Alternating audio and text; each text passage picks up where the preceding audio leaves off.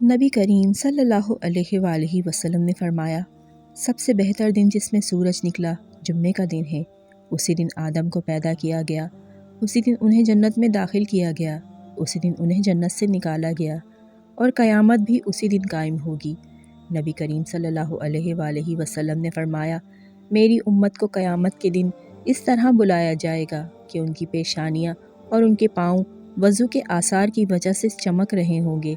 نبی کریم صلی اللہ علیہ وآلہ وسلم نے فرمایا کہ جب جمعے کا دن آتا ہے تو فرشتے جامع مسجد کے دروازے پر آنے والوں کے نام لکھتے ہیں۔ سب سے پہلے آنے والا اونٹ کی قربانی دینے والے کی طرح لکھا جاتا ہے، اس کے بعد آنے والا گائے کی قربانی دینے والے کی طرح، پھر مینڈے کی قربانی کا ثواب رہتا ہے، اس کے بعد مرغی کا، اور اس کے بعد انڈے کا۔ لیکن جب امام خطبہ دینے کے لیے باہر آ جاتا ہے تو یہ فرشتے اپنے دفاتر بند کر دیتے ہیں اور خطبہ سننے میں مشغول ہو جاتے ہیں۔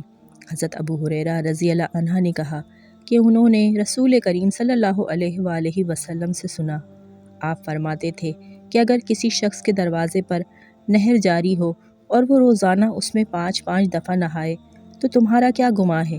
کیا اس کے بدن پر کچھ بھی میل باقی رہ سکتا ہے؟ صحابہ نے عرض کیا، نہیں یا رسول اللہ، ہرگز نہیں۔ آپ نے فرمایا، یہی حال 5 وقت کی نمازوں کا ہے، اللہ پاک ان کے ذریعے سے گناہوں کو مٹا دیتا ہے